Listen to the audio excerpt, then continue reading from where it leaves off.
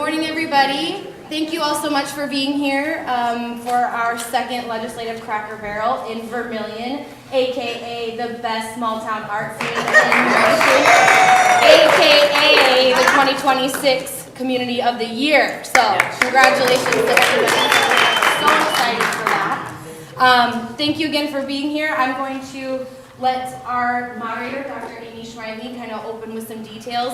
You can also follow along with this program. We'll follow the topic schedule as well. We'll hear from our legislators with a brief opener, and I'll let Dr. Schweinle explain the rules. Okay, and then Deb and myself will be available if you are ready to ask your question at the podium in respect to your topics. Yes, you have the option to write them or present them at the lectern with respect to whatever topic we're at. We do have a new feature this time around. We have a bell to indicate that time has run out for everybody. So friendly little reminder to wrap it up. So any other questions, please pull Deb or myself aside. Jim's in the back too. So thank you again, and Dr. Schreiber, I'll let you take it away. Thank you, everyone. I want to thank all of you for attending today and welcome our legislators. We have Sydney Davis, Chris Casson, and Bill Shorma in attendance today, and in a second I'll let them introduce themselves and give some opening statements. At first, I want to acknowledge our sponsors. We have Dakota Realty and Property Management, Maloney Realty and Property Management, Masaba, and Premier Realty and Property Management. And also a thank you to this weekend's refreshment sponsor, the Clay County Republicans. As I said, in a moment we'll have opening statements by our legislators. They'll have 3 minutes and 30 seconds to share their priorities. Then the forum will begin. I'll open each topic with a question, and then I'll open it up to you to ask questions up at the podium.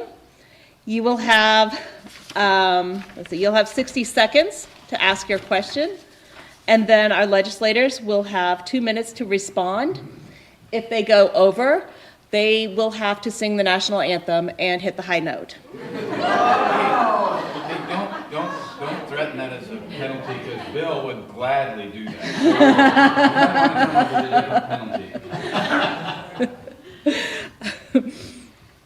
Okay, we are going to go in order of topics today. Because we already have a few questions that have been submitted, we will start with education, health and social services, move to taxes, then budget, and then miscellaneous.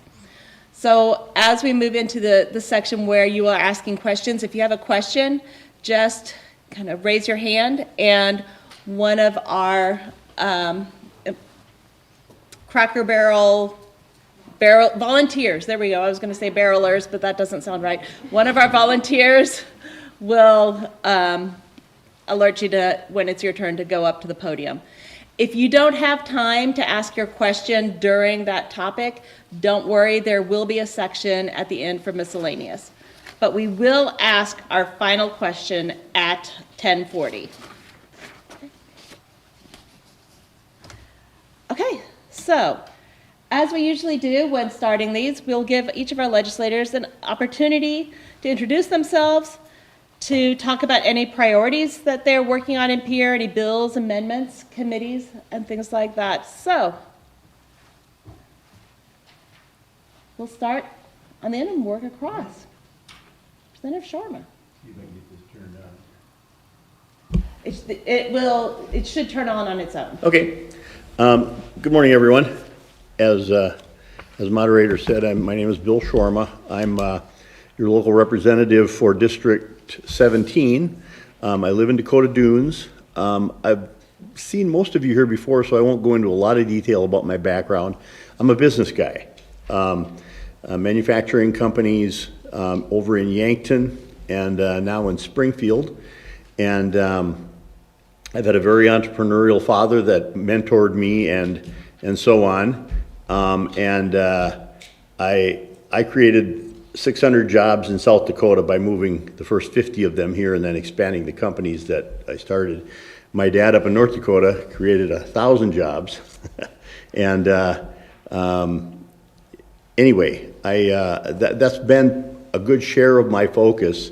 And literally in the first few weeks of the legislature, there were very few business-focused bills. And that's all right. You know, we get to work on everything.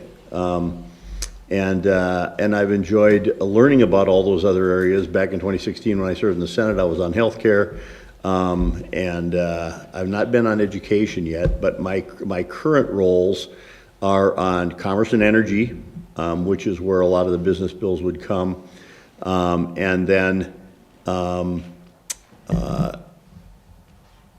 military and veterans affairs, which I enjoy working on very much. We get to spend a lot of time with our vets, and then transportation, which is where a lot of the licensing and weight limit and rules for truckers and all of that kind of stuff. One of the bills that came through was should a CDL truck driver have be able to speak and understand English and the signs that are on the highway before they get a CDL. So, and that's a law that has come out of the committee. I'm not sure if I think it made it through the floor as well. Anyway, I have my wife Marcy of 50 years, and I have 3 grown daughters with 10 grandkids, and I know this is being live streamed today. One of the benefits of live streaming is I can attend a hockey game, a volleyball game, and a cheerleading competition all at the same time. Welcome to people that are online and are going to hear about this, and I look forward to speaking the rest of the day with you. Thank you. Or not the rest of the day, the next hour and a half or so. Perfect. Senator Sidney Davis, live north of town here on a farm with my husband and 3 kids, work in healthcare full-time, providing anesthesia services to the community, and I get to sit on Senate Health and Human Services, Senate Taxation Committee, and then also Senate Ag and Natural Resources. And so really appreciate the work that we're doing there. We've got quite a bit of health bills to still work through in these final 8 days left of the legislative session. And so our health committee is pretty busy, but the Ag committee is slowing down, and property tax is not slowing down either. So still plenty of discussion to happen there. Just for perspective, we had 633 bills introduced this legislative session. I'm not quite sure if that's a record, but it sure sounds like one. As it currently stands, the statistics say that 319 of them are dead. So there's about a 50% kill rate already. 62 of them have been signed into law already as well. So for me, legislation that I've been working on personally and prioritizing, HB 1220 has successfully made its way through the House, and I'll be shepherding that through the Senate this week. It regulates nicotine sales from a wholesaler distributor perspective. This is an effort to try to strengthen our nicotine regulations and understand who is selling these products and put some stronger enforcement mechanisms to prohibit and enforce, make sure that we're not selling to underage underage consumers. I've also carried a bill this year for physician assistant licensure compact. We've seen a variety of these licensure compacts for healthcare workers come through the legislature. Was proud to sponsor that one. It's really important for a tri-state area like ourselves to allow licensure, maybe from Nebraska or Iowa, to be allowed in South Dakota without any further strings attached, as long as you meet certain requirements. So, and then I also was really excited to see some success on Senate Bill 237 and 240. This pertains to our townships and our counties and written notice when conditional use permits are being applied for. It's a transparency, it's a communication type notification bill, Senate Bill 237, and so that is successfully making its way through the House now. And then Senate Bill 240 is a $5 million appropriation for the Rural Access Infrastructure Fund. This is something I've tried to champion over the last couple years to try to bring more money to this fund. It funds township infrastructure projects all across the state to organize townships that apply. They work with counties to fix roads, or I'm sorry, not fix roads, bridges, small bridges in large culverts. And so really excited to see some success with that this year and hoping to get that across the finish line as it's a big impact to our area. So, thank you. Yeah, thank you, Dean Schweinley. I think the one thing I'll start with is I just ask that you help us pray for our country and our military this morning. I'm to the age now where I do wake up in the middle of the night to use the restroom, and so I did wake up about 3 a.m. and saw what was going on in the Middle East, and so we're watching that unfold with you guys this morning, and just think that that's weighing heavily on my mind and my heart this morning, and see what's going on there. But as you know, I know as much as you guys know, and what we're seeing on the news as it unfolds this morning. On a more positive note, or another note, is I think Katie stole our thunder that Vermillion was in Pier this week, accepting the award for the governor's Community of the Year, which was a really cool thing to be a part of. It just speaks to how, the community works for its citizens, and also how the citizens work for its community. And there's such a great relationship here in Vermillion, and that just was shown in everything, and great compliments that we heard from people, not just in the folks that were there from Vermillion, but from around the state, about how much they really think about Vermillion. I'm Representative Chris Casson. As most of you know, I live right here in Vermillion. I live in Bliss Point. I work for the University of South Dakota Foundation. My wife is a physician's assistant by trade and works for the University of South Dakota teaching in the PA program. Our daughter Collins turned 12 this month, so she's a 12-year-old, 1 year away from being a teenager, so that's interesting. And then our son Kellen is 9, so we're kind of busy. As far as from a legislative front, the last 2 weeks of the legislative session, as the former legislator, this is kind of the appropriator Super Bowl. This is when the budget is being decided. This is when those decisions are being made. The two things that we will be considering would be the supplemental bill. So there's two things that will be discovered. The two things that will be kind of decided here in this last couple of weeks. The supplemental bill, which is reversions to the FY26 budget, also known as the one-time spenders. So these are one-time dollars because we're making reversions to what we did last year at this time. And then the G bill, or general bill, which is the FY27 budget, which funds the government. So those are the two things that will be the major focus of the Appropriations Committee and also the legislature as we finish the last 2 weeks. Thank you.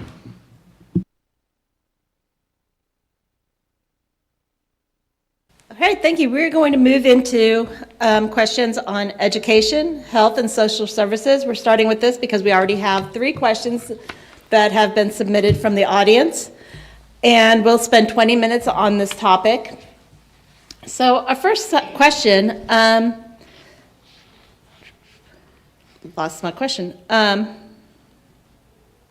Senate Bill 198 narrowly passed the Senate and is scheduled in the House. It would restrict the use of cell phones in schools during the day. What factors did you or will you consider in making your decision on making this a statewide law versus leaving it to school districts? Representative Casson, why don't we start with you? Yeah, thank you, Dean Schweinley. I've had conversations with all 3 of our district superintendents, and consistent with a lot of the voting that I've done over this session, and my time in the legislature, is to me, these are kind of issues that need to be left up to the school districts. And as I understand, Vermillion has a policy. The other districts have policies with regards to cell phones. I understand how distracting they are. They're distracting to adults, and they do consume a lot of time in those things. But I'm not sure that a solution in Vermillion is the same solution in Sioux Falls. It's the same solution in Lemon. That's the same solution in box elder. So I'm not sure that that's the best thing. Do I understand what cell phones create as far as problems and things like that? Yes. But again, we haven't heard all of the debate or anything like that on this particular bill, but just as a general way that I've kind of looked at these bills throughout the last, since I've been in the legislature, generally tend to lean towards letting the local school districts deal with these issues the way that they think they should deal with them. Plus we have school boards too. Sure, absolutely.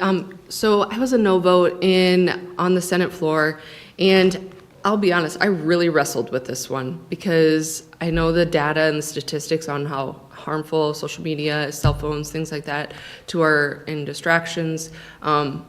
I really wrestled with that. And so knowing that, but also realizing that I think it was mentioned to me, maybe only 5 or 6 schools in the entire state don't have some sort of policy. And so, again, much like Representative Casson said, what's the right policy for each school? It comes down to, and also another factor that resonated with me too was, yes, we could maybe control the cell phone use from 8 a.m. to 3 p.m., but a lot of the cell phone induced problems happen from 3 p.m. to 8 a.m. the next day. And so we can't necessarily control that either. And so I just ended up siding with letting our schools try to figure out what's the best policy for them, whether it's bell to bell, do they have, can they get them in the hallways or have them in their lockers, do they have to put them in pouches? Those are details that I think are best left up to the schools.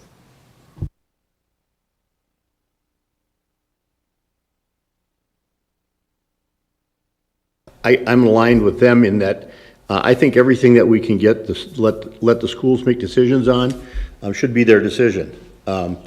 If the federal government is working on content and what access to content kids have at a particular age, that's up to them. I don't think we need to control this on a local level, on a statewide level. I think it's best left to the school districts, and they understand what they've got to deal with. I've got 10 grandkids. They all but one has a cell phone. He's not of age yet, according to his mother. That's 15. They spend more time on their cell phones than I'd like to see them spend. But when they're at Grandpa and Grandma's house, let's just all spend time together. So, they comply. I think it really comes down to kind of what are the rules. What does each family allow? And there are, families that, I see a little 2-year-old kid sitting in church with his mom's cell phone, playing games because that's how mom keeps him occupied. Well, I'm not sure that that's the healthiest thing in the world. But anyway, it's her decision or his decision at the time. So anyway, no, I'm in favor of leaving it up to the schools. Thank you. Apologize, there are 4 questions here. What are your thoughts on House Bill 1313 requiring specific ways of teaching in utero fetal development? Senator Davis? Yes, we are going to see this Monday, I think Monday in Senate Health. I'm leaning towards supporting it at the moment. I want to actually watch the video that is proposed. And so I'm, looking forward to hearing the debate and don't have a lot of other things to say at the moment about that. Representative Shorma? I'm not in healthcare. When it gets to the floor, let's see, has that passed the House? Yeah, we passed it out of the House, right? And that was to really require the use of that video for folks to see. And, it's hard to get in the way of parents that want to use in vitro fertilization to have a child. They're in a very personal situation, and as long as they have the ability to do that, then I'm good with that.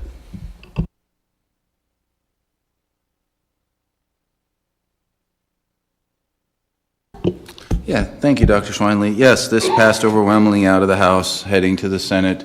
It is to watch a video that apparently you can watch, you can pick, there isn't just one video, that that's the choice to pick a video of, I think, a certain length of time. I mean, a couple things to remember is the parents have the opportunity to opt out. If you don't want your student to be a part of watching this video or watching anything when it comes to these kinds of things, that you opt out and you don't do it. And the other thing is, sometimes you have to go back to your own lived experiences. And I recall being, of kind of the age where these things would be looked at. And I remember watching a lot of different videos on all kinds of different things. So I felt like this is kind of in line with what has traditionally been done. And so it felt like this was just something that maybe wasn't as, it was kind of pitched as kind of like a burden and things like that, but it didn't really seem like it was that much of a burden. It seemed like a lot of things in this same area were being done. So anyway.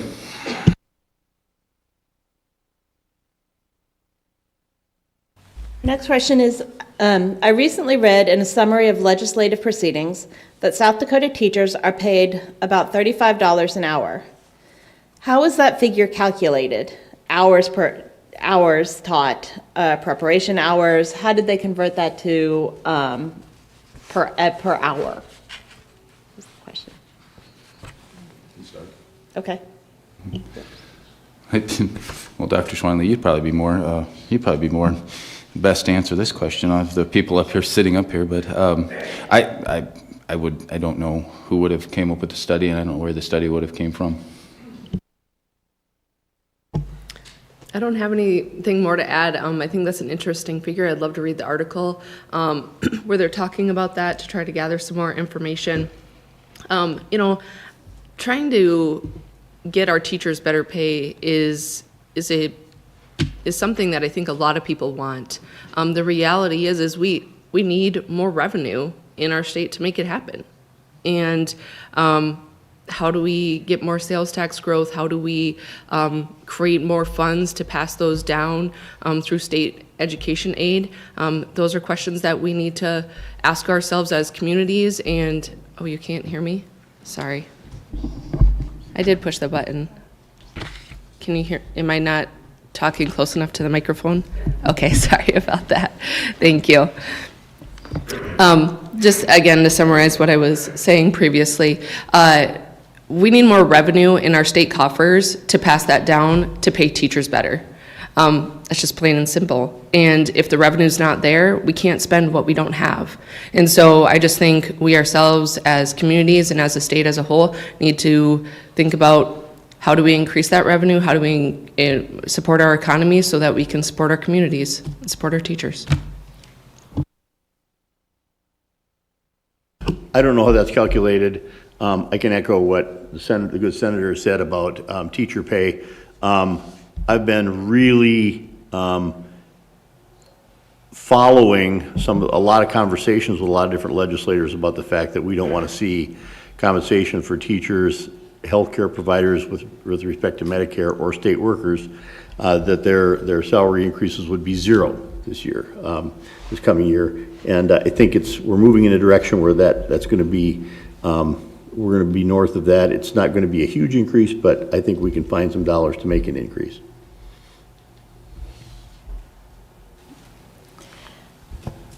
What are your thoughts, pro and con, related to House Bill 1257 to clarify abortion exceptions? I think the exact title was to amend the definition of abortion.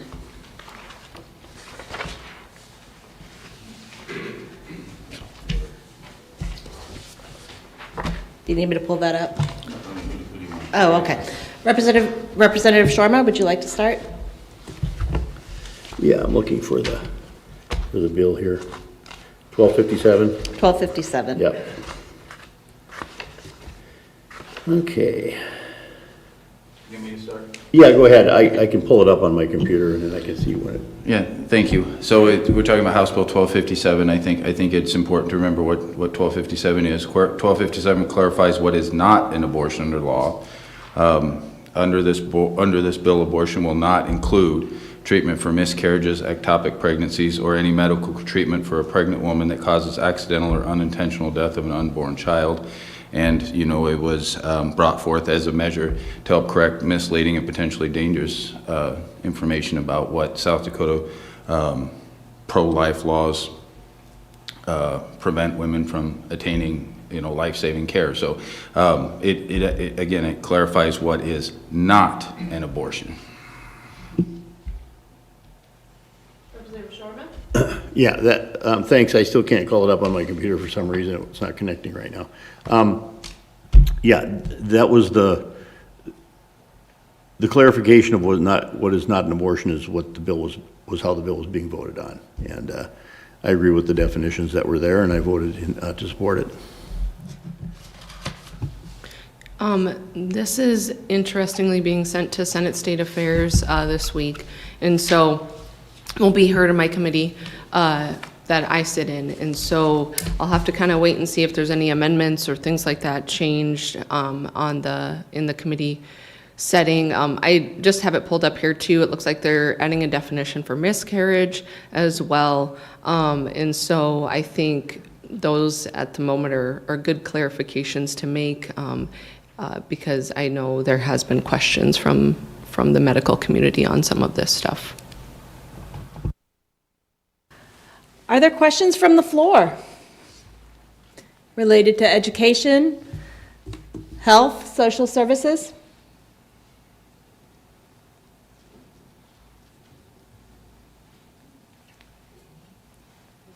Okay.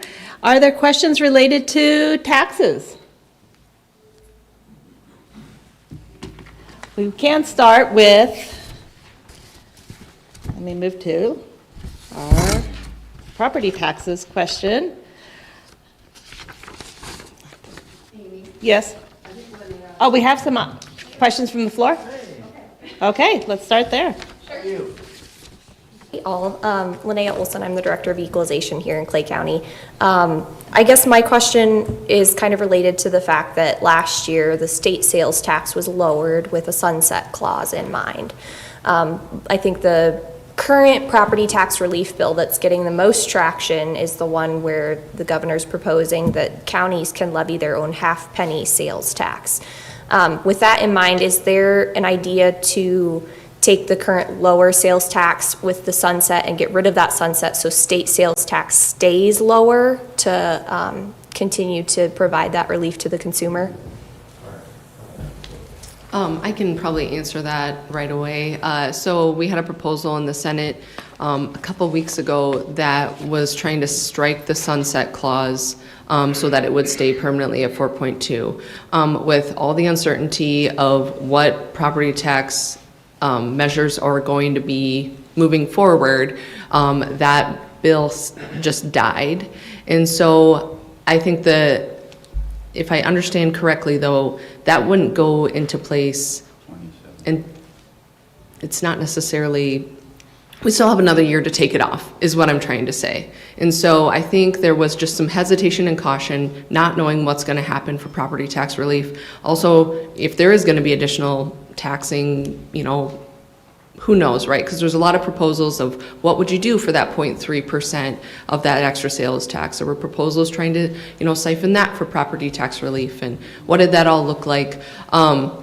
So we still have another year to evaluate maybe removing that sunset and making it 4.2 permanently. I think just out of extreme caution, and myself included was kind of in that boat, that we wanted to just hang tight and wait another year, mainly because we, at the 4.2 rate this year, we were initially proposing a 0% increase for education, Medicaid providers, and state employees. And so, to me, that's not great.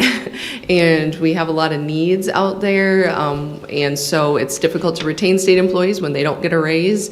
And it's difficult to take care of vulnerable populations when we can't keep up with the costs that their providers are incurring. And so I think out of a lot of hesitation of making sure that we can meet our obligations in the future, to just wait and see what another year brings, is why I think that failed in the Senate.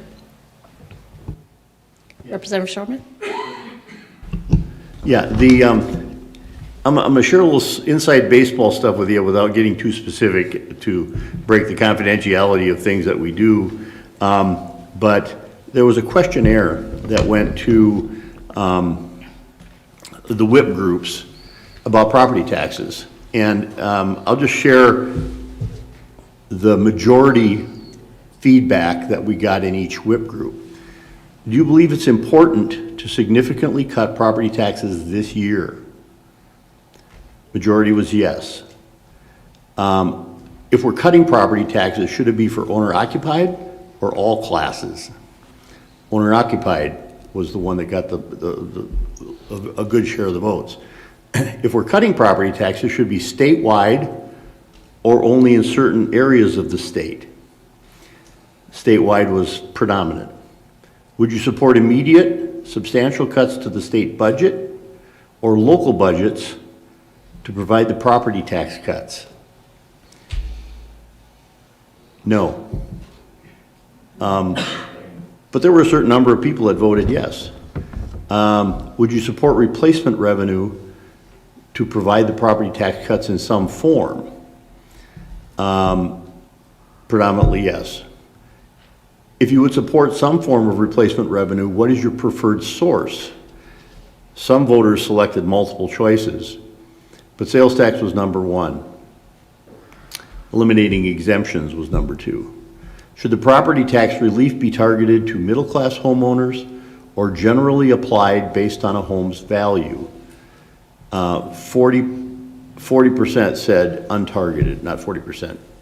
That was the highest number of vote getters. So that gives you a little bit of a sense of feedback that they got from the people in the legislature for groups that are working on a proposal to reduce property taxes.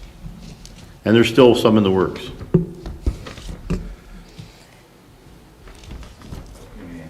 Oh, yes, sorry. That's okay. Representative Casson. No, that's okay. I didn't know if we were moving on. No. I'll just take this up. There isn't much more to say on that. I don't think that's gonna be, it's not moving up. I don't see any appetite in the House to resurrect, keeping it at 4-2 this year. That doesn't mean it's not gonna come back next year. I'll just take this opportunity to kind of talk about, maybe take a step back to what Representative Shorma was talking about so we can level set with everybody in the room. You know, currently in the House, there's 65 Republicans and 5 Democrats. And in order to govern 65 Republicans and kind of move forward in not 65 different ways, because there's 65 different opinions on everything, you have to kind of figure out a way to coalesce people to move a certain way. So what he's talking about when he talks about whips, there are whip groups where certain groups of people meet together. So you have, you can divide 65 by 5, and there's 5 whips where you kind of meet in a smaller group, and then you talk about what the topics are, and then that whip leader goes back then and talks to leadership, and so you can kind of chart a path forward, because if you let 65 people, like everybody in this room has very different opinions on very different things, you got to figure out where there's common ground maybe across all of us, and then that's kind of what we have to figure out how we push forward. So what Representative Shorma's kind of talking about is how the caucus, and again, the caucus, you have a Democratic caucus, you have a Republican caucus, how the caucus tries to govern with regards to having, 65 members, so that we can figure out some common ground that we can push forward. It's the same thing on how we do it with regards to the budget as well. It's kind of the same process. What are your budget priorities? What are your budget priorities? And you try and find some consensus all across the different legislators on what actually is a priority and then what's not a priority. And then we receive that feedback, and that kind of starts to shape how we move forward with the state budget. So just a little bit of level set on exactly what some of the terms Representative Shorma was talking about. Do we have other questions from the floor?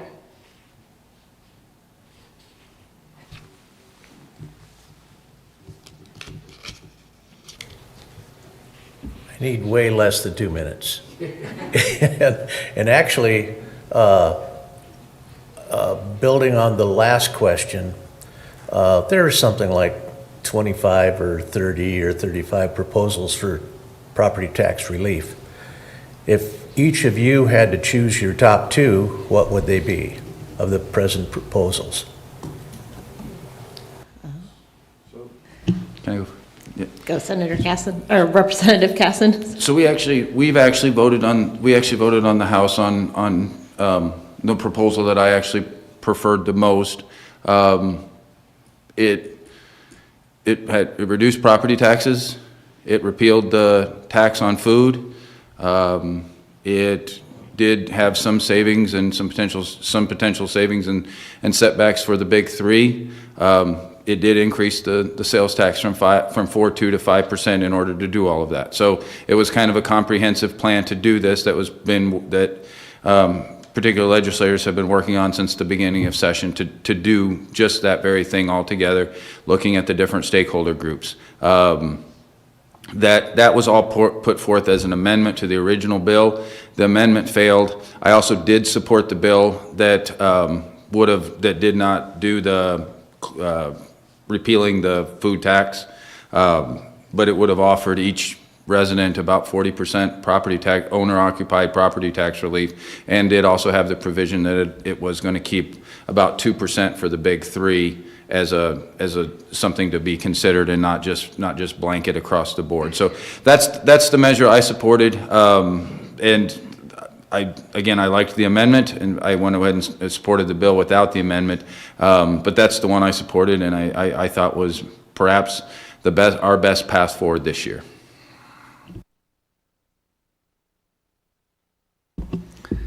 Yeah, I also voted in favor of that bill, so Chris and I just supported the largest tax cut in recent memory with that, but it failed. So now back to the drawing board. You know, the governor has a bill out there that says, and they've been pushing real hard on it, and I don't think it's getting a lot of traction at this point, but that is to allow each county to vote themselves a half-penny sales tax increase to reduce property taxes in their county. Now, I just looked at a map, county by county, of how that impact would be felt. Interestingly enough, Clay and Southern Union that we represent had about the lowest percentage of reduction in property taxes. Why is that? Because Iowa and Nebraska don't charge sales tax on food and clothing. So the amount of sales tax generated in our districts are small. There's also the situation where a lot of small rural counties don't shop where they live. So they are in turn going to the communities, Chamberlain, Aberdeen, and so on, and doing their shopping, and they don't get the benefit of property tax reduction for any time they're shopping outside of their county. So there's some debate that's going to be taking place on that, but that's the governor's proposal that's still alive. We have the ability yet to put forth a different property tax plan. There's the House and the Senate each always carry a few vehicle bills that are just there to be used at the end of the session to populate with a particular proposal. So I think there's good things yet to come. We have to see what the final result is, but again, trying to direct the orchestra without any music is difficult, and we'll see what we can do. I believe that we're going to see pay increase for teachers and property tax in some form ongoing. Thank you. Senator Davis. Yeah. So these fine representatives were talking about HB 1308 for reference. That was one that I would have liked to see come over to the Senate side. Unfortunately, it did not. And Senate Bill 118 was probably my first favorite, and they're both dead. So, much like Representative Shorma said, each chamber has vehicle bills that I would imagine, are reserved for, because of deadlines have been passed, to maybe try to put a priority in of the chamber of the body that needs to be resurrected or give another go at, or maybe brought some tweaks to it that now we can find consensus on. So we'll know a lot more by the end of the week, but unfortunately my two favorite proposals are no longer living.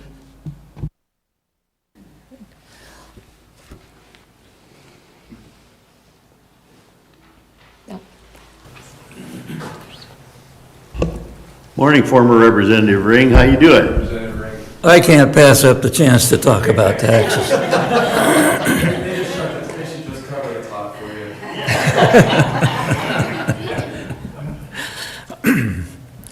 There were a number of cases when people would yield because I was going too long. If you look at the data from the Tax Foundation, our effective property tax rate is about, I haven't looked at lately, but 18th, 19th, something like that in the nation.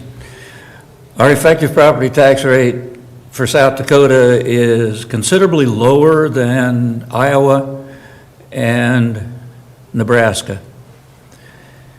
If you reduce the tax on the property tax on residential property, by definition, you're reducing the tax on people who are at least rich enough to own a house. And then you're going to shift it on to the property or the sales tax, which is one of the most regressive, easily one of the most regressive major taxes in the country. The folks who look at these things find, and I'm drawing a blank on the think tank, but they find that the South Dakota's tax structure is about 6th most regressive, or if you want to be a little more explicit about it, 6th most unfair tax system in the country. And all you're doing if you shift onto the sales tax is making it even more regressive. All the proposals that I've heard talked about here do exactly that. So how do you justify that?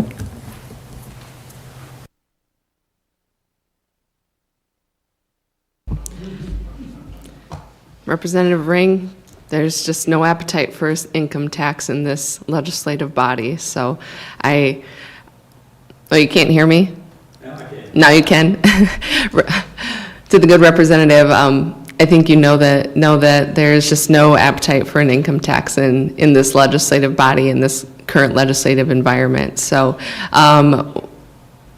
part of finding property tax rate relief right now is the art of the possible.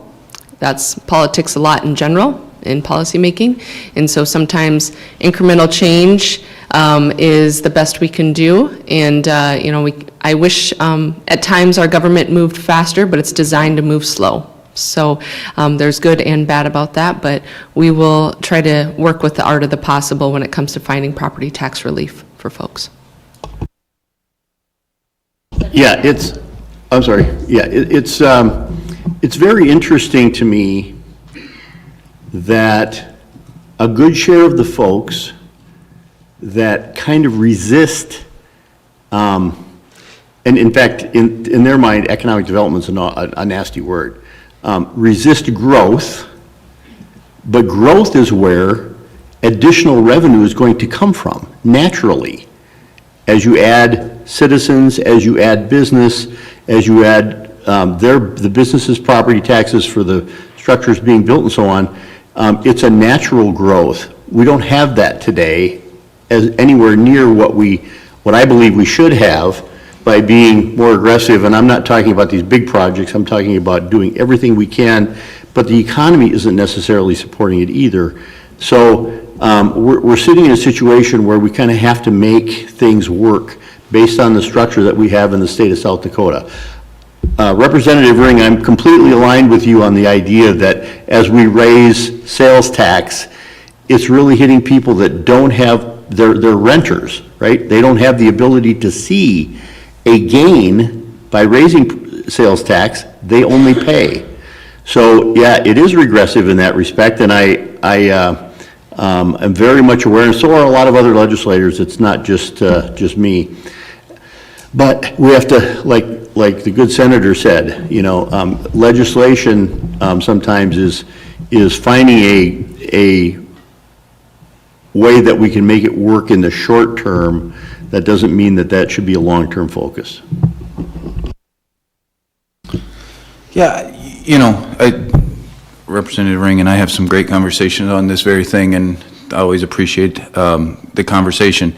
I think one of the things that we can talk about one statistic. One of the other statistics is, I mean, I guess, I don't know whether we're second, third, where we sit today, but overall tax burden, we're one of the lowest tax burden states in the country too. So, I mean, I guess there's that side of the coin as well, where when you look at all of the taxes across the board, we're very low as far as the tax burden. So I guess that's one thing. You know, I've said this several times when people ask me about property taxes, and this has been a topic of conversation since we've been in the legislature.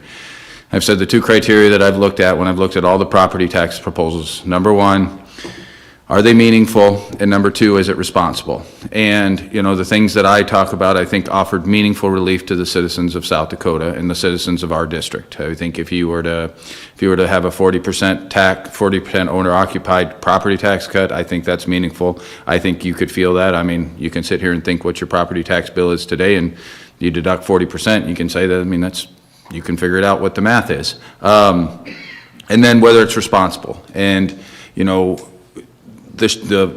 using a sales tax increase, I believe, is responsible because it actually funds it, and we're just not shifting off to some other class. And we're not saying, hey, by the way, businesses are going to pick this up in the other category, or we're not going to shift on to our agricultural partners, or we're not going to shift within the class. And I think this is what we see often is when we do some of these proposals, we actually shift within the class, and we actually shift we shift the burden onto owners who maybe don't have the highest end homes to offer property tax relief to people who have the higher end homes, right? So, I mean, we have shifting amongst the three classes. You actually have shifting within the class. And so I think as we continue to look, I will continue to say, and I will finish quickly, that each property tax proposal that comes before it has to be meaningful and it has to be responsible.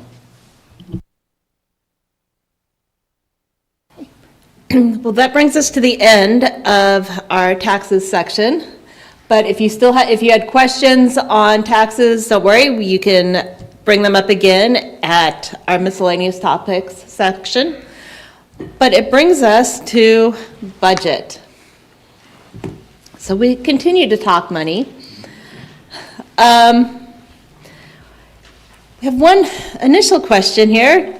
Given the adopted revenue projection for the rest of fiscal year 26 and all of 27 that involve approximately $29 million in additional ongoing revenue and $17 million additional in one-time money, what are some priorities for any of these funds that you feel would make a positive impact for South Dakotans? Representative Casson. Yeah, thank you for the question. Yeah, this is going to be the topic of conversation for the next 2 weeks. As I stated in my opening, the FY26 budget, that's the supplemental bill. That's reversions to this budget that we're currently in. As you noted, due to some good numbers that came in December, those revenue projections were conservatively raised. I wouldn't say that we went through the roof with getting kind of off over our skis with the revenue projections, and I was on the revenue projection subcommittee. So I think this is very well done. I think the numbers pretty much reflect the reality of what we're sitting in. It does provide some additional one-time opportunities to fund some things that Senator Davis mentioned with regards to some of the one-time priorities that we have as a caucus, or that we have as individual legislators. I think one that speaks top of mind is victims of crime advocate funding that I think passed unanimously out of the Appropriations Committee and will go to the floor. That's important in our communities, especially Vermillion, where we saw one of these facilities and one of these services close here in Vermillion because of lack of funding. So that raised that on the one-time funding. On the ongoing side, it is allow us, when we worked into the legislative session, we were looking at a 0% increase to the big three. I think the governor is saying now maybe a 1% increase. I would say that's probably maybe even going to be increased from there. I don't know where it's going to land. We have what's called motion sheets, where any legislator can bring a motion sheet to say, hey, I want to, I think that Attorney General needs extra money, or I think that this department needs extra money. And so we have to work through those motion sheets as we build the general bill, and depending how those go, will kind of depend on where we end up with that ongoing kind of big three inflationary percentage. Senator Davis? Well, I'm really thankful for Representative Caston's service on the Appropriations Committee. This is his question for him to really educate us on what's going on in that committee. A couple one-time spending priorities that moved through the Senate this week was SB 130. That was a special appropriation to help improve and repair some roads around Ellsworth Air Force Base that, as with the expansion of the base and the B-27 bombers coming in, there's lots of heavy trucks and things like that going on these roads that are just getting demolished due to construction, and the local taxing authority just doesn't have the funds to fix them. And so if we're going to support our base, support our national security, we really need to help these folks out so that we can continue that good work. So again, something very simple but yet important that we were able to find some consensus on. Like we mentioned, you know, the special appropriation for the rural access infrastructures moved through the Senate, and then along with a Senate Bill 231, which would establish a savings account for future water projects across the state. And so again, really important work there, not some of the most glamorous type of topics, but again, really important because a lot of times these types of water projects need matching dollars to have access to federal dollars to get the project accomplished. And so this creates a savings fund that isn't just for a certain area of the state, it's for all projects across the state. And so I was really glad to see that move through as well. Representative Sharma? Sure. The legislature continues, and you know, Representative Casson, by the way, I should let you, I just want to reinforce with this whole group here that appropriations has a thankless job. They listen to a ton of information, they process it, and they spend more hours in the Capitol than any group working on appropriating these dollars. Now, the legislature continues to look for additional dollar opportunities. Where can we find additional resources to put us in a position where we can do more than what we expected at the beginning of the session? Well, the beginning of the session, we thought we had 15 million all in to fund one-time spending. Well, that's growing, and there may be some opportunity even to find additional revenue. We put together, the House puts together a list and the Senate puts together a list of what their priorities are. Any legislator can bring forth an idea of something that they want to see funded, and then the whole groups vote on them and prioritize them. And of course, you click down the list. Last count, it looks like probably the top 15 or 20 may be funded. So that's a good thing, because there's only about 35 on the list. Some of them already have been disposed of. But it's not as dire as it was at the beginning of the session, and I really look forward to the next couple of weeks in figuring out where the property tax relief is going to come from, and what additional dollars are going to be there for one-time projects. So that's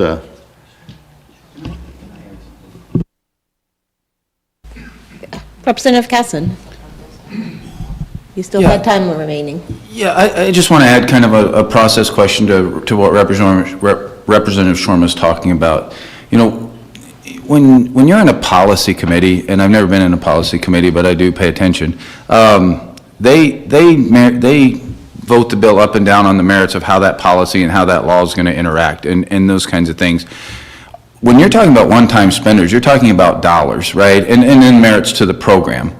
Well, if it's just up to the individual appropriators and what they believe is you know, what they think is a project is worthy and what other project isn't worthy, you know, sometimes that's not fair to the entire body. That's not fair to the entire caucus. And so whereas they might, in a policy committee, vote to bill up or down, based upon the merits of whether the policy makes sense for their communities or whatever, we have to have some sort of a guiding principle on what actually is going to garner, because all of these one-time proposals need 2/3 of vote of the legislature. And so if this is gonna move forward, it's gonna require a 2/3 vote of the legislature, both houses, in order to pass. So it gives some semblance, when you start talking priorities, what you're talking about is what has a chance of actually receiving 2/3 of a vote of the legislature, because what we don't wanna do is gum up the works with a bunch of bills that have absolutely no chance of passing, similar to what policy committees do, so. Couple of questions. Can I give one more addition to that? Oh, sorry, yes. I want to explain, there was a bill that barely failed, and it was reconsidered and it failed again. And that was for, I'll call it workforce housing, and they were modular homes that are really nice now these days, where they're not the old trailer houses of yesteryear that I had when I first got married. They're modular homes, and they actually, many of them can sit on a foundation. There was a proposal to put forth a bill that said, if you're a a new homeowner and you want to buy a modular home, we will borrow $10,000 to you at a low interest cost, zero interest cost actually, for the time that you own that home. When you sell it, you have to pay that loan back. And it becomes a revolving loan fund that sits out there and continues to give people the opportunity to be first-time home buyers. It had very little risk involved because these houses are nice and so on, but it failed to get enough support. I just thought it was a very natural thing for the state of South Dakota to do this, to help first-time home buyers. It came out of the Housing Infrastructure Fund, which that's what the fund. Yeah, and the money would come out of the Housing Infrastructure Fund, and that's what we voted for a few years back, that said, we want to grow housing, so we originally set it up as infrastructure funding for communities that want to build infrastructure for that. Do you want to add something? Go ahead. Since the others have had an opportunity. I can't quite remember what question we're on anymore. That was wrapping up the other question. Okay. Thank you. I think we have a question from the floor. Morning, guys. Leslie Garish. I live here in Vermillion. I actually really 100% do not know this answer. I just want to make that clear. So our community, Yankton neighboring community, has been impacted by a federal ICE agency, bringing this a lot closer to home. As a mom of a non-white daughter and close friends with many immigrants, I'm concerned for possible unlawful detaining of our community members. Much of that is at the federal level, and please know I totally know that and respect that, but there is state cooperation. I don't know this answer, so I'm hoping you guys, if you don't know it, that's fine, but I'm hoping we can figure out a way to find it out. How much, if any, of our state budget is being spent on Operation Prairie Thunder? What is the governor's message around this agency for all of you? If your constituents are concerned, what is the best way for them to address their concerns on this? And who do you think has the best listening ear in the governor's office? Thank you.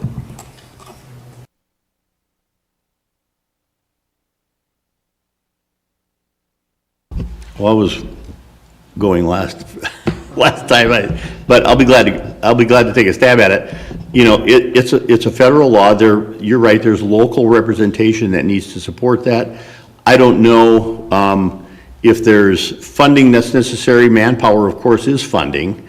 If there's manpower support, I don't know what that is. I think the most effective way, from what and I only know what I hear on the news just like you do. We don't talk about this situation at the legislative, any federal issues in a large way. We talk about them casually amongst one another, but we don't deal with federal issues in the legislature. We have enough on our plate with the 600 bills that are there. I believe that the majority says we don't want illegal immigrant lawbreakers here. I think the majority of the legislature agrees on that. How do you remove them? That's a federal decision. Local support makes it more effective without having to bring in a dozen ICE people to make an arrest 2 or 3 with a local law enforcement person to make that arrest because they know the people better, is maybe a more effective way to do it. But I don't know exactly how it's being handled here or in Yankton. Do you know anything about the budget on Prairie Thunder? I can't speak to the budget part of that. That hasn't come up in really any conversations that I've been having or in any of our discussions on the Senate side at least. I feel like a lot of your questions are regarding who to talk to when you have questions, who can best answer them. I'd love to catch up with you afterwards and try to work through who exactly, what certain agencies you've tried to maybe visit with and what their response has been to try to figure out what's a better way to get your questions answered and who's the best to communicate with. I haven't had a lot of interaction with the governor's office on this particular topic.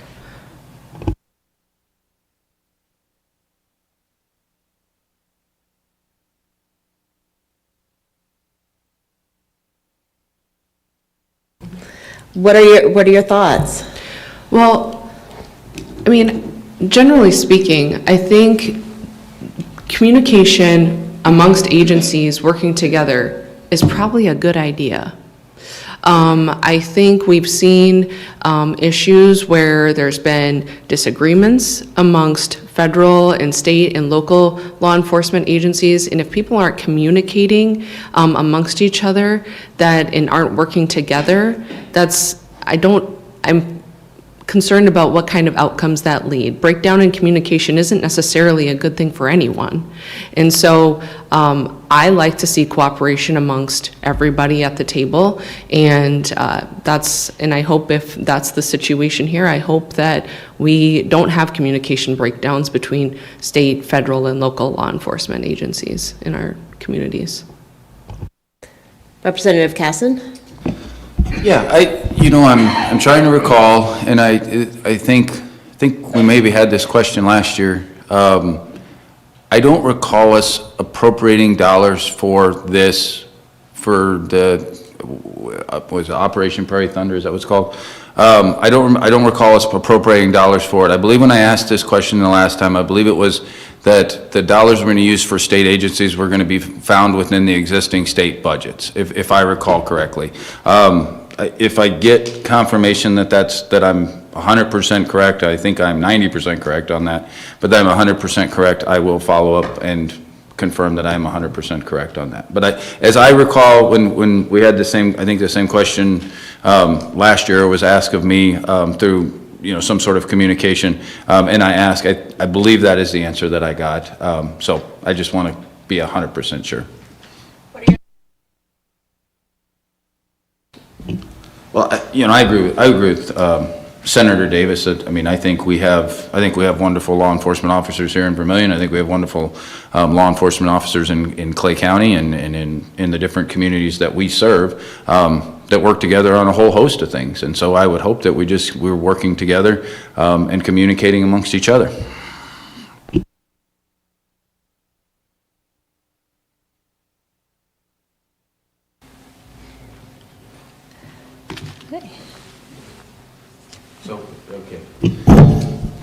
So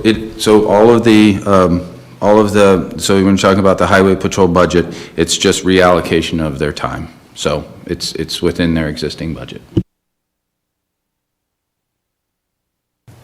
So yeah, my follow-up question would be to that point. So we talk about trade-offs a lot, and I think that illegal alien criminals are words that get thrown around, and when I watch and I read the news, a lot of what I'm seeing people ICE immigration targeting don't seem like violent criminals, the sorts of people that I think that people are being told are going to be picked up in these operations. So if funding is being reallocated from our highway patrol department that is involved in important public safety, important criminal investigation work already, to programs that might not be targeting as serious of crimes, which is frequently what I'm seeing ICE doing. I'd like to hear your thoughts on if that's an appropriate reallocation of resources.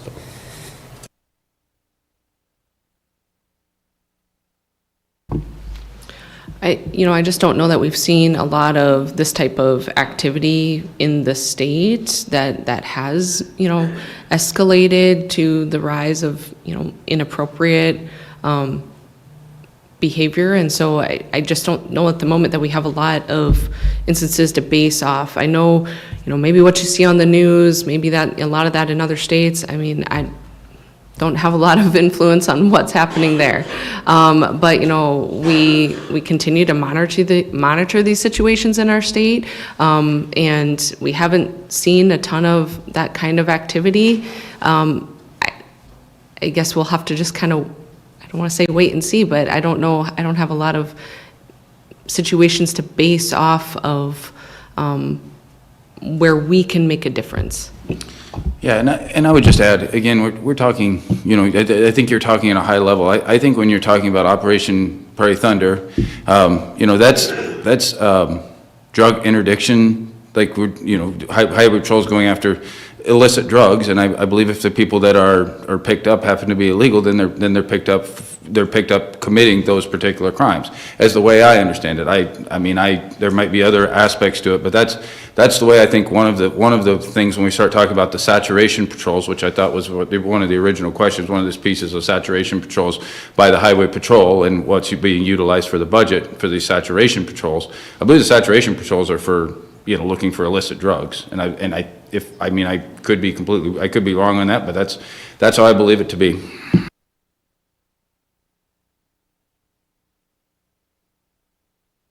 I guess the only thing that I have to add is that it's difficult to understand from what's being reported to what is actually happening. And I'm not saying that all of it isn't happening in some way, shape, or form. But when I read what the reporters are saying, and this is no bash on reporters, they're reporting from their perspective of what they hear. What they hear by talking to a few individuals, they're looking for the ones that can give them the best sizzle in the story, and they print that. When I read those stories, okay, they got that opinion from somebody, but it doesn't feel like the reality of what I'm living in the legislature. So I take that as what's really happening. You hear some law enforcement people saying, okay, I go to arrest a particular illegal criminal, and there's two other people in the car that also are illegal but don't have a criminal record. Do I let them go on the spot? Do we process them? Do we see if they have a criminal record or not? I mean, I'm just saying you can hear all kinds of different perspectives, but if you're listening to what's being told, is cited in the report by the reporters, is they're picking up a lot of illegal aliens that don't have a criminal record.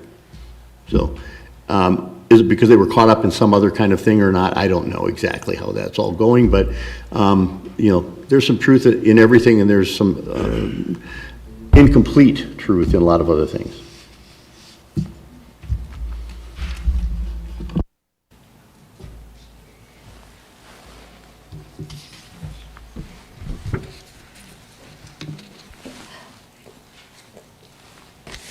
There are no follow-up questions from the floor? Oh, there.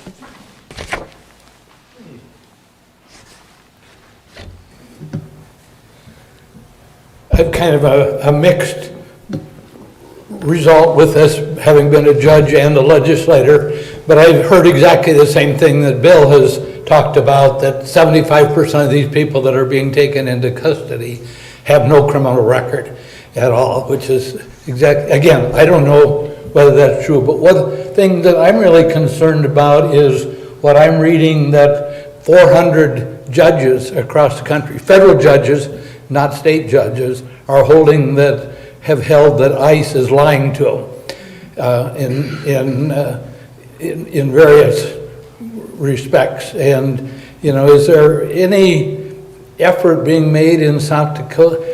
I don't know that there's been any efforts made in South Dakota, but I'm really concerned about where judges are holding that people are lying to them.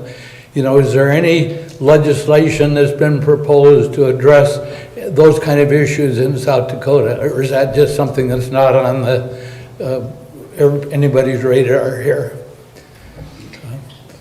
I haven't heard anything about that in terms of legislation and so on. Yeah, I've read some of the same things in news reports, but you can't make a judgment on a broad brush statement that says many judges are being lied. What are they being lied to about? That would be important to know. In order to bring legislation, you have to be able to understand what they're being lied to about. And I haven't heard anything about that. Well, the two specific examples that I've heard in Minnesota where the judge just held the Department of Justice attorney in contempt because they refused to give back the immigrant his identification papers. And the other one in Washington, D.C., where the judge signed a search warrant for this reporter's office and home, even though there's a specific federal law that forbids them from doing that, and they didn't bother to tell the judge about that when they did that. So, those are the two specific examples, but that I've heard about where, they're really causing problems. The judges are having problems with and I'm obviously very one-sided protective of judges. Yeah, I am too. I think the important part of that is what was the corrective action that took place immediately after that? Was there corrective action or not? So. Anyway, I'm sorry, not really asking a question, but I don't know if anybody else has any comments. I don't have much to add. I don't know that we've seen any legislation particularly to the detail of what you're describing. Happy to have a conversation afterwards, though, about what you think that could or should look like in the future. Representative Casson? Oh, thank you, Senator Rush. I appreciate the concern, and I know, you brought up the example of something in Minnesota, and then there was an example of a Yankton man recently who was actually came from Vermillion and lives in Yankton and a really good person.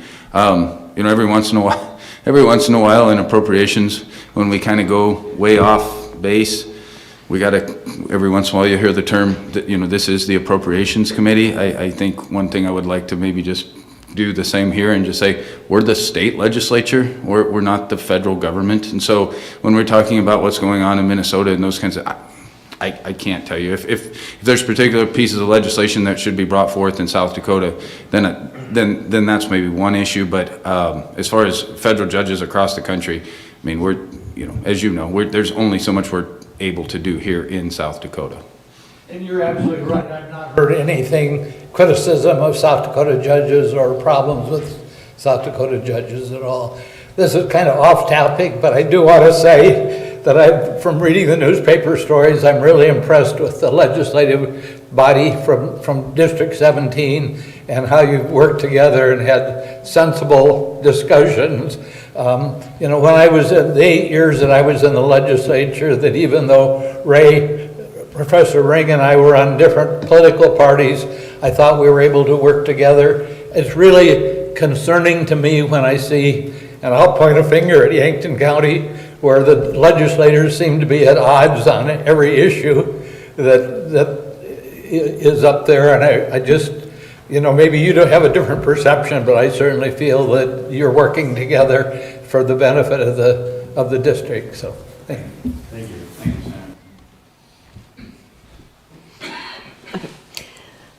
Senator. Without another question, can I update the body on a couple of different things that we've passed? Oh, you have another question? Oh, yes, we have two more questions go ahead. here, Sorry. and yes, you will definitely have time for closing statements. Senator Davis, how will you vote on House Bill 1048 to support expanding broadband infrastructure across the state? I don't know that I know a lot about this particular proposal, but in the past, I've been supportive of these types of appropriations and policies. So leaning yes but certainly need to get a little more information on the proposal. I think 1048? just trying to pull it up here to see where it'll be at on, looks like it just moved its way out of the House. Yeah, so 1048 comes out of the Governor's Office of Economic Development. This is federal fund authority, and I think it's important to note as, and sorry to, can I?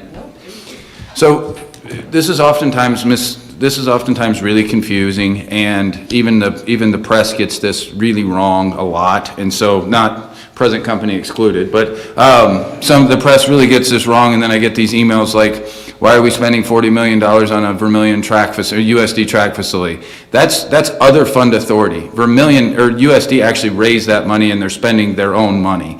This is federal fund authority that has been appropriated by the federal government and allocated to different states in a different amount to enhance what is the BEAD initiative. And so when you go down the list, it's similar to, I mean, we'll take one that's top of mind for all of us legislators, that Rural Health Transformation Fund that was appropriated, and those dollars come to the state. That's federal fund authority. So essentially what she's authorizing, or what Bill and I authorized, was the authority to spend what the federal government appropriated to South Dakota. And then same thing on other fund authority.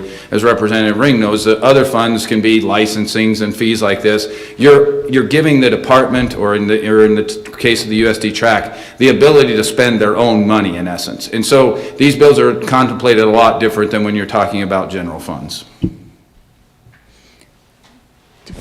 Yeah, the federal government provides those funds, but we have to vote as a legislature on whether we're going to spend them. I mean, you may have some legislators that stand up and say, we've got a huge federal debt, why are we spending federal money? I'm going to vote against it. Okay, those dollars have been appropriated. They will go to the next state in line that will take them. So they don't go away. I mean, we just actually saw this. Update, I'll be a yes, so.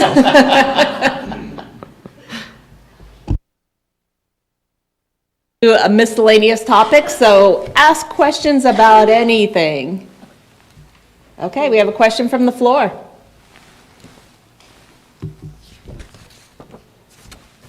Hi, I'm Dave Lias from here in Vermillion. I'm retired, by the way, so I'm not 100% media any longer, although I still do a little bit of writing. Yeah. My question is about Senate Bill 30. I'm just going to read the lead paragraph from the Argus about this legislation. The South Dakota legislature supported a bill allowing registered voters to formally challenge one's right to vote based on their citizenship. The State House of Representatives overwhelmingly voted in support of this bill that would allow the Secretary of State, county auditors, and individuals who can vote to challenge the validity of a voter's registration based on whether they're a U.S. citizen. I'm a little bit curious, I guess, on why the legislature thinks this bill is necessary. In fact, I'm trying to understand how how someone can vote and not be a citizen in South Dakota. So if you can. Well, you could have been a legislature that stood up and said, what's the purpose of this bill? Because don't we know whether they're citizens or not? And basically said, this is just a validation or a reinforcement that you must be a U.S. citizen to vote in the state of South Dakota. Well, if I could just follow up with an additional question then. How many non-citizens have voted in South Dakota? I mean, is this a problem here? And I mean, this is all for all three of you. I hope you can give some input because it's already been passed by the House. It looks like it's, or Senate, I'm sorry. It looks like it's moving to the House. And it's passed the House as well. It's already passed the House? Yes, on the 24th. Is it on the governor's desk then? Okay. If you could enlighten us, I guess? Sure. Thank you. I can't speak to any certain number of issues of non-citizens voting, but I do, it was told to me that non-citizens have been added to the voter rolls in South Dakota, so this is just providing for a mechanism of cleaning up the voter rolls. I think, it's important to note that the ACLU did not oppose this legislation, and I think it's also important to note that if anyone is fearful of, someone going through the voter rolls and looking for certain last names or things like that, and trying to just go down the roll and try to challenge people, that by signing their challenge, that's by penalty of perjury. And so you can't just challenge somebody based on a suspicion per se. So I think there's some protections in place that if anyone's going to challenge somebody's legitimacy, that there will be penalties for those that do this flippantly.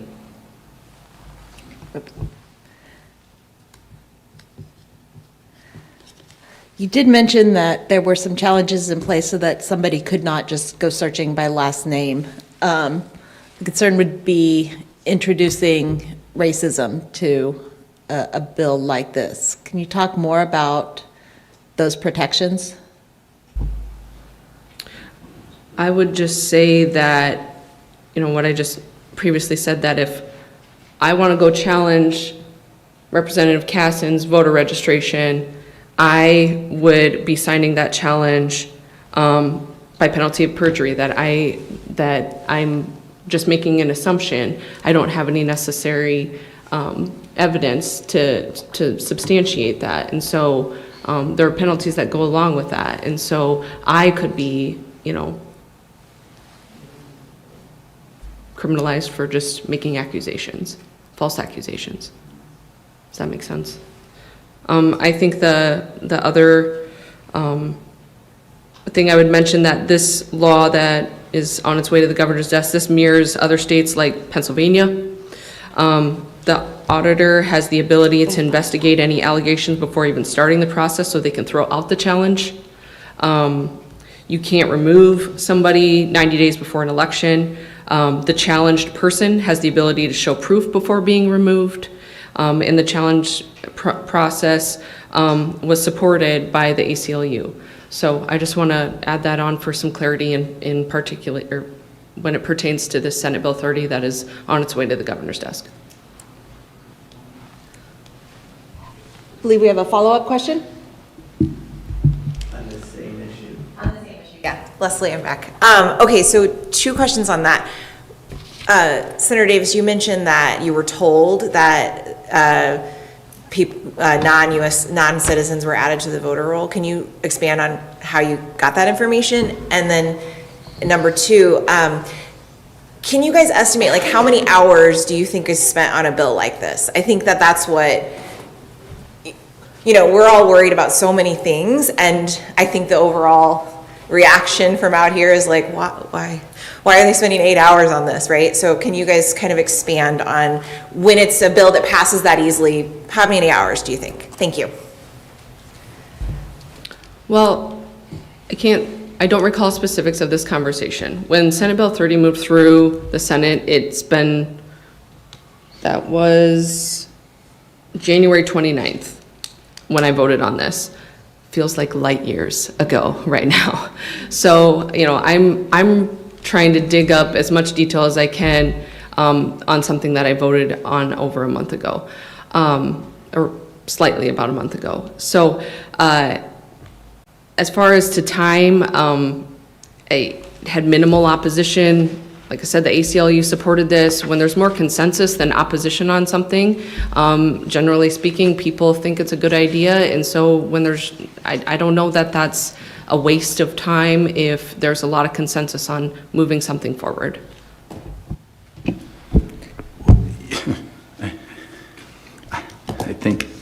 think to your last question, when we start talking about time spent on things, yeah, that's an interesting question. I think we had, what did we debate, the monarch butterfly for 40 minutes? I mean, a resolution in support of the monarch butterfly, and so, you know, I don't know that judging how long it is debated. I just kind of depends on how the House floor goes and how many people get up in support of, like I was saying, the monarch butterfly was one, and that's a resolution. That's not even binding law. It has the force of, you know, this piece of paper that's sitting in front of me. So I mean, if you're asking about, is there times when us legislators kind of sit there and shake our heads like, are we actually sitting here listening to this on, you know, the monarch butterfly for 40 minutes when we have property tax issues, or we have public safety issues, or we have these other things? Yes, naturally we all do that. But if this is important to somebody, and this is important to that they feel they want to get up and speak, you know, the only thing that binds all 105 legislators that are in the legislature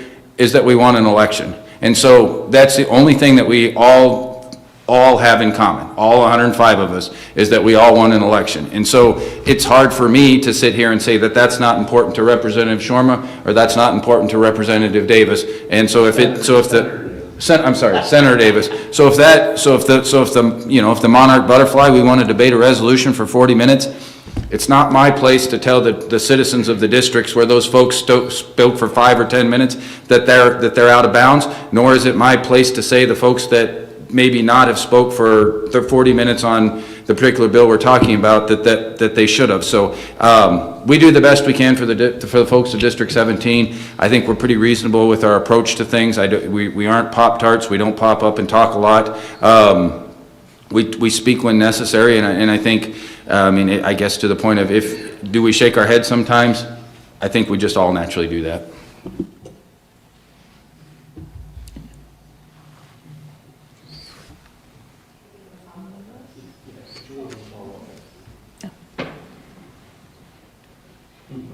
Actually, it's kind of a weird follow-up because I'm wearing my monarch t-shirt today, so, you know, it's a good feat, yeah. All right, yay for the Monarchs. So actually, it's a different topic.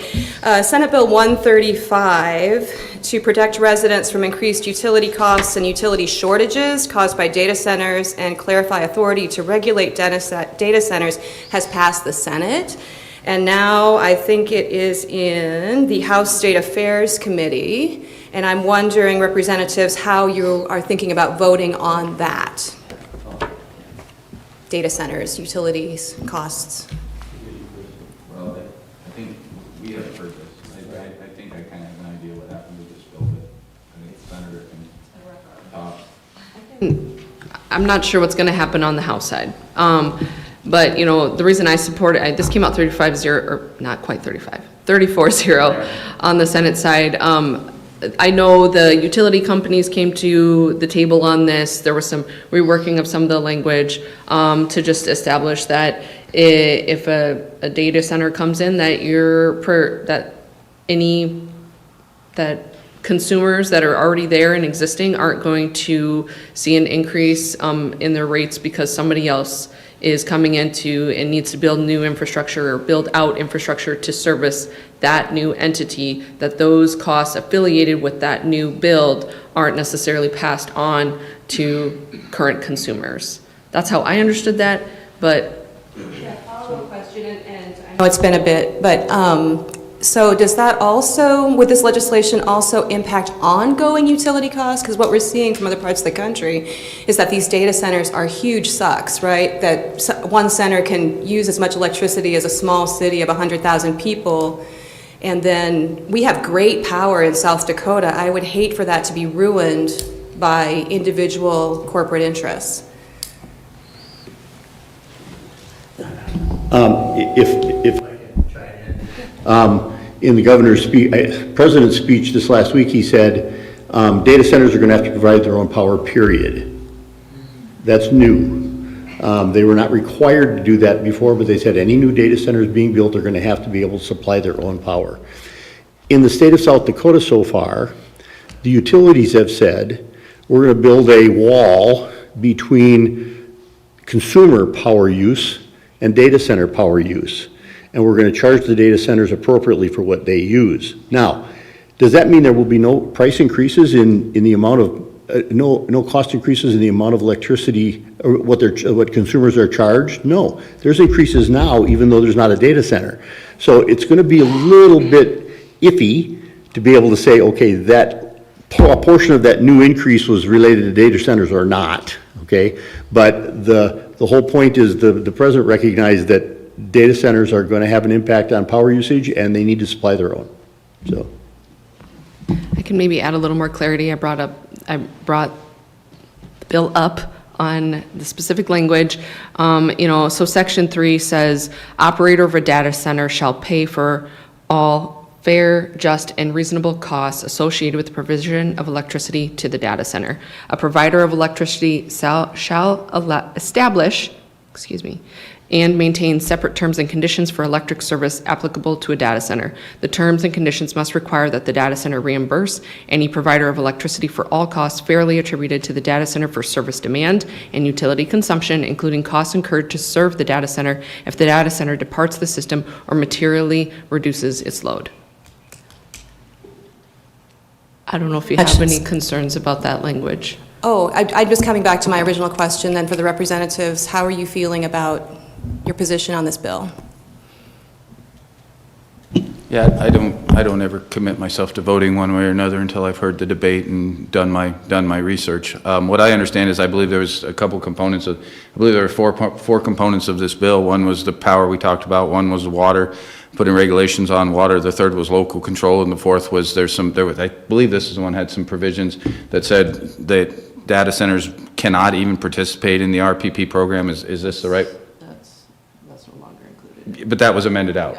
Yeah, so I think they started with 4 provisions of this bill. I believe the last provision was amended out that said they could not, that these data centers cannot even participate in the RPP program. And so I think, is that right? That's not great. I would say that, it appears to me a lot of protections in this bill for water and electricity costs and infrastructure costs that might come along with this as a consumer protection. Is there a local control component? Yes, there is a local control section in here. So that's section 4. So that I believe there was 4 sections of it that I said. I think it was water, electricity, local control, and then there was utilization of the RPP program. I believe they amended out the RPP program, so now we're contemplating the electric, water, and local control.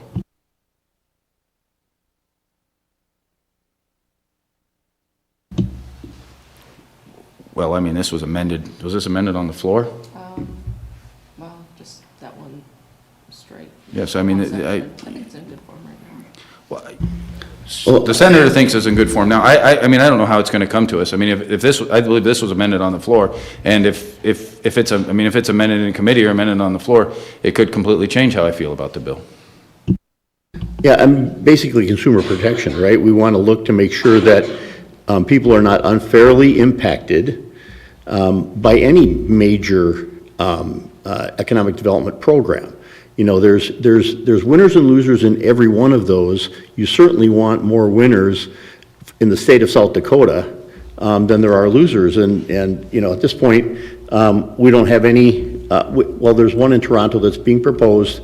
I don't know if that's going to go forward or not. That is supplied by power plants outside of actually Big Stone is part of it, but there's also out-of-state power that's being supplied. But again, this new rule that the president stated was that they have to be able to generate their own power. Now, in the event that there is a power outage at a data center, they have to have enough power generation on site. It may be expensive to generate, but they have to have enough generation on site to be able to supply their own power. So if the whole neighborhood goes dark in the area where they're at and their lights are on, it's not because they got preference from the utility. It's because they fired up their own generators to run their plant, because they have to keep these big, Metas and Facebook and whatever up and running. So, can I clarify my answer? The good senator said I probably didn't do a very good job explaining that. So I'm going to go back and try. I'm going to go back and explain. What I mean by I'm not going to decide is this still has to go to state affairs. I mean, so there could be, I don't even know if there's amendments on this bill now. So if an amendment is put on, it can completely change how I feel about the bill, and it could completely change if there's an amendment put on the floor, how I feel about this bill. So I really do not like commenting on how I'm going to vote on a bill, because if you amended out the electric portion of this, or you amended out the water portion of this, or you amended out the local control portion of it, it could completely flip how I feel about the particular bill. So sorry if I didn't answer that as robust as I should have in the beginning, but I think it's immature to have the conversation about how you're going to vote on something before the bill comes in front of us, because I think what happened on their side was they amended out the provisions of the RPP program on the floor, which may have changed the way that some people voted on it, and then it came out unanimously. And so if that same thing happens before, then it could change the way that I vote or others vote here, whenever we hear this bill.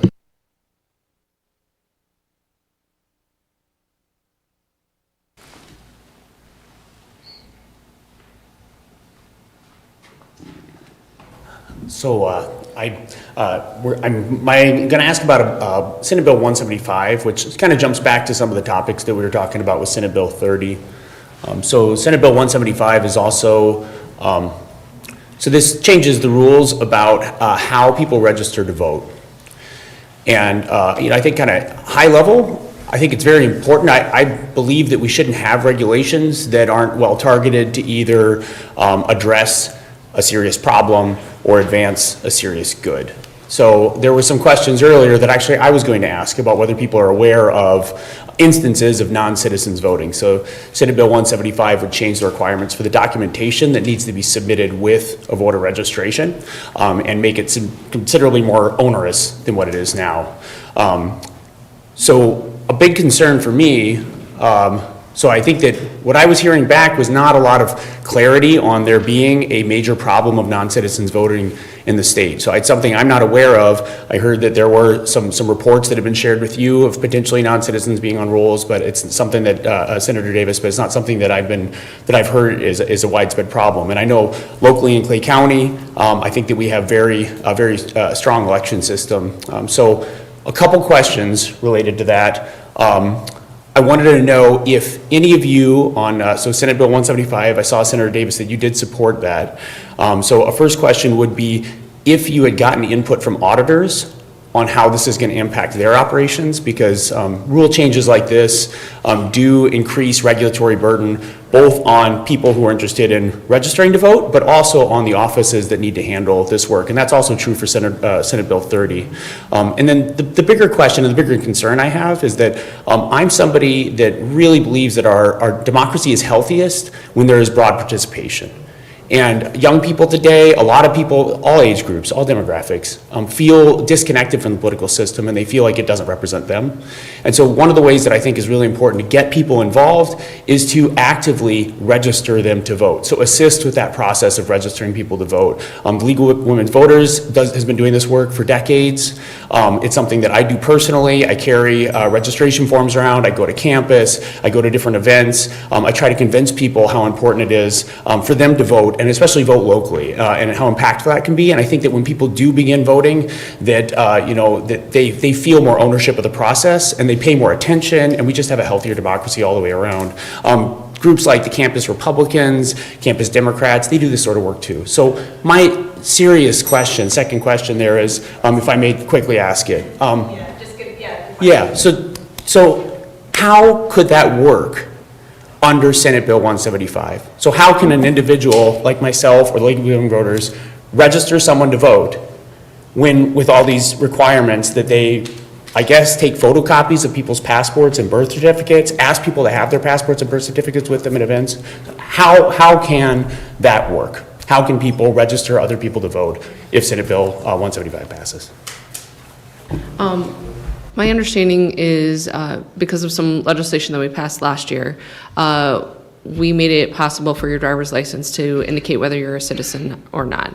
And a lot of these documents that are referenced in 175 are the same documents you take to go get your driver's license. And so as young people tend to get their new driver's licenses as they turn 21 and all of these things, or people go in for renewals, you'll have the updated driver's license that indicates those things. So I think over time, this will become easier and less cumbersome for our auditors and individuals.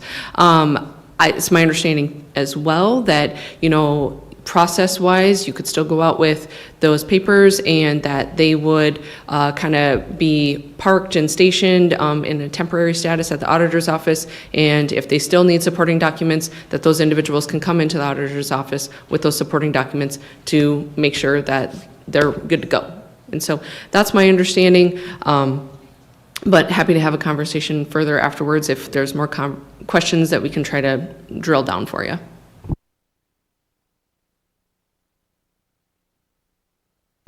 Yeah, we talked about 105 legislators having 105 different opinions about how secure South Dakota's voting system is. In 2016, I ran and I lost by 28 votes for the House. We had a recount. I'm very confident that the counting machines that we use, the process for a recount, all of that is very secure. But that's not the opinion of many of the people, a chunk of people in the legislature as to how secure South Dakota's voting laws are. So they're always going to be nibbling around the edges to try to make it a little more secure in this way and a little more secure in that way.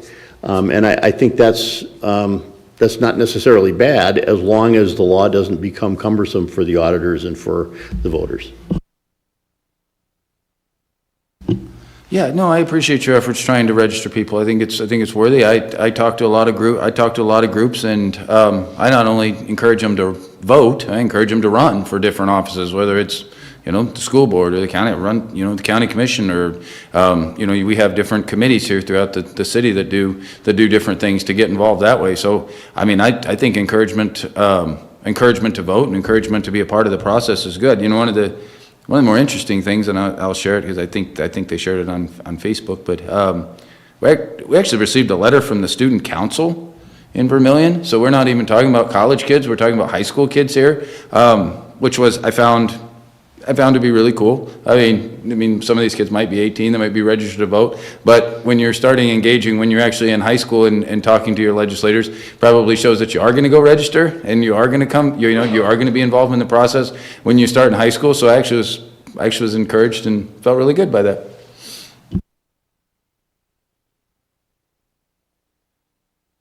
Yes. We have time for one more question.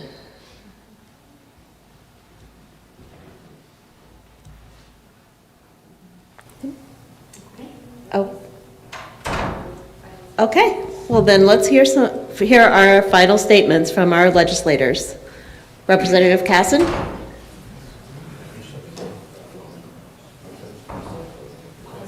Oh, we do have one more question. Oh, that is what you were saying. Okay. So I'd like to discuss Senate Bill 1275, please. And this is the parental control requirements on app stores. And just for fun, I'm going to show everyone how easy it is to actually turn on parental controls on an Android device. So we are mandating government requirements for us to all be able to do this, but nobody seems to actually show anybody how to do this. So why are we taking this to the legislator? Why is this passing through the House? Thank you for your time.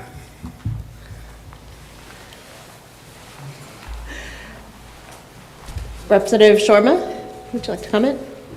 Is this one that we passed? You voted for it.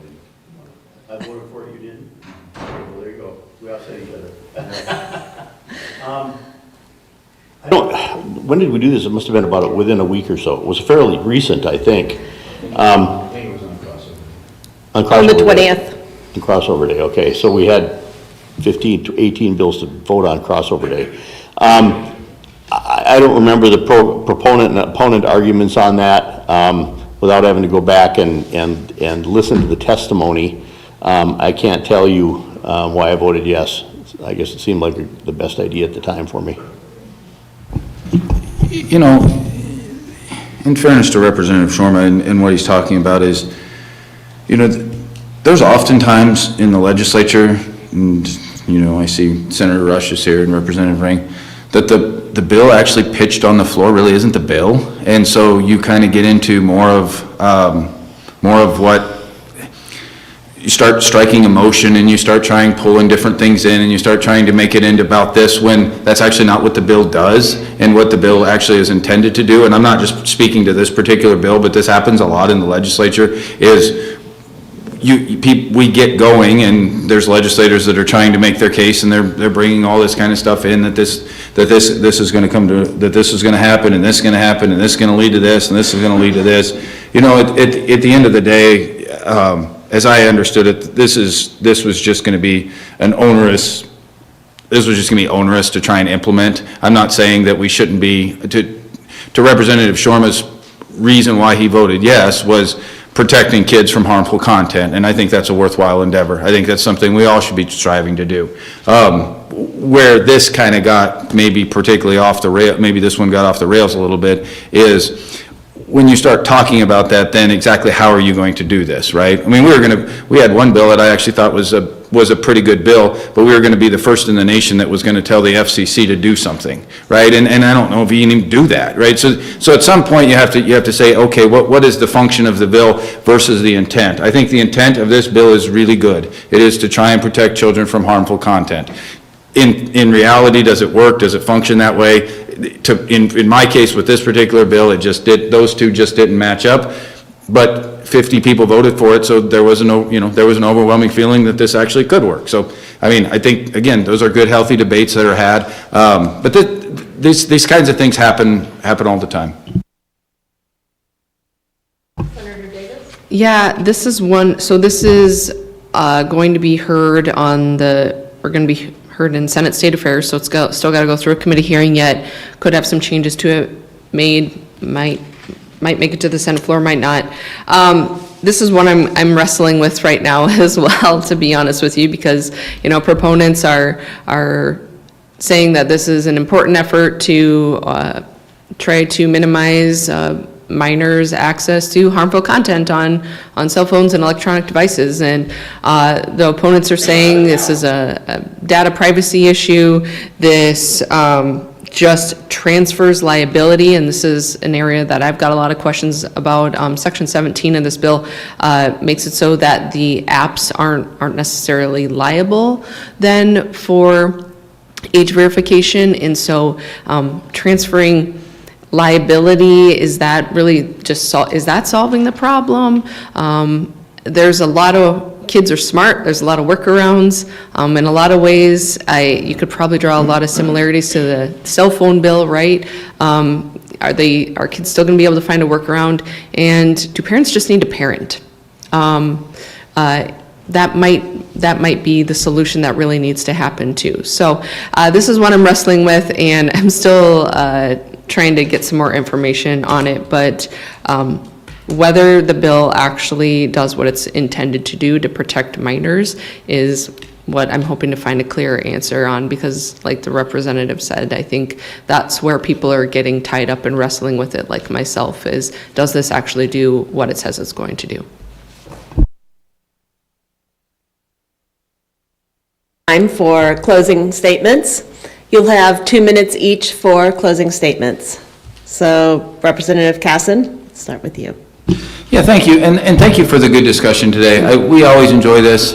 We enjoy coming to the communities, and we enjoy coming to, well, you guys are the best at hosting on regular form these Cracker Barrels, but we enjoy going to the communities and talking to the citizens and hearing directly from you what's important, because that does help us when we get to peer or when we're talking about a particular bill. I kind of go back to what I said in my opening. This week really reinforced what Vermillion has going for it, and what Vermillion does really well. We look at growth and we say, is this growth responsible? And how do we grow our citizen? How do we grow our community?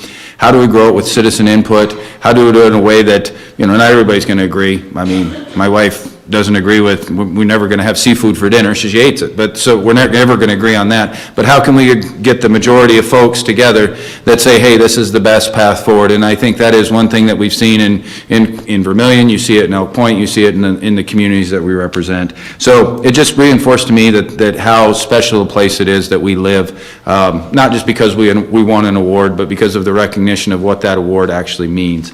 You know, I would say another thing in closing. You know, there's a lot of conversations that happen behind the scenes during the session that don't have anything to do with maybe even a bill getting passed, but an important issue that comes that might impact a community. And I will say that, you know, you have a mayor, you have a police chief, you have county commissioners, you have these other folks who are in constant contact with us on their needs here. You also have constant contact on things that happen in, you know, North Sioux. And so, you know, one of the outcomes that isn't going to get a lot of fanfare, it wasn't even a bill, is there was some dollars allocated for CBDG grant for North Sioux City. And that was a lot of behind the scenes conversations that were able to push that forward and across the finish line. And so, I mean, it just kind of depends on whether or not, you know, there is a bill or this, but I will tell you that a lot of things are done without bills, and a lot of things are done by just getting discussion and getting the right people in the room together. So again, I thank you for spending your Saturday with us. Senator Davis? Yeah, thanks to the VCDC for always putting on such a great forum on a routine basis. Not everybody does this. A lot of communities don't have this type of engagement or even opportunity to this extent. And so again, it's just another big, you know, testament to our community and this community of being involved and sharing information so that everybody and their voices can be heard. Again, thank you for attending. Thank you for being here. We've got 8 days left. A lot of bills are in those final steps of the process. Thank you for your patience as we tried to answer your questions today and dig up through all those 660 some proposals and tried to navigate your questions and recall what we were thinking at those times as well. I do my best to be available and approachable, whether that's cell phone, text, or email. And so I also try to submit to the newspaper, or I submit every week. Sometimes they print it, sometimes they don't. But if you don't see it there, it's available on my website or on my social media as well for a weekly update. So thank you again for being here, asking questions, and being a part of the process. We need to hear from you, and we appreciate you being here. So thank you. Yeah, thank you. Thanks to our moderator, she did a wonderful job. Thanks to the VCDC for hosting this. I've said before, and maybe I was so new that people thought, well, he's not very sincere. Vermillion rocks. I mean, you guys really do it right in a lot of different areas, and the more time I spend representing you, the more I truly appreciate that that's the case, and it is a fact. A couple of things that I wanted to bring to your attention that I forgot to earlier, and it won't take long. I worked with the Department of Labor and carried their bill for apprenticeships on the floor of the House that shifts the authority for apprenticeships from federal oversight to state oversight. The dollars that the state spends to oversee this is the same really as it was. They're not talking about adding additional direct reports. So anyway, that passed, and it was, but there was a lot of debate on the floor, even though I think we should all be in favor of apprenticeships and giving people the ability to learn on the job, because there's a shortage of labor. If there's a shortage of labor, we have to increase their talent and ability to be able to do the best jobs that we have and keep the companies rolling. Another thing is that we put guardrails on the future fund. There were some, it was a gray area whether they were really economic development dollars being spent. The firing range out west was a good example. The legislature didn't support it. Governor Nome wanted it, used future fund dollars for it. Now, I can tell you that that is a premier facility for national and international shooting contests. So it's having an impact on economic development and so on to that area. But nevertheless, that's the kind of thing that I think we need to be more economic development focused. Now, also to kind of pile on with Chris, I don't think the legislators talk a lot about lots of different things, and I wouldn't say it's in smoke-filled rooms behind closed doors or anything like that. They take place in all of those environments. When we meet at a social afterwards in the evening, we talk about stuff. I don't think that conversation is nefarious, and I don't think it is for individual personal gain as much as it is focused on what's in the best interest of South Dakota. I really believe that. I believe that I'm not in the legislature for personal gain. I don't have aspirations beyond this. So anyway, I want to thank you for your time. Thank you for listening. I appreciate the opportunity to update you, and I look forward to the next time we meet. Shockingly, this isn't the most probably important thing going on today. USD does play SDSU today at 1 o'clock, so I'd encourage you all to go to the game. Go.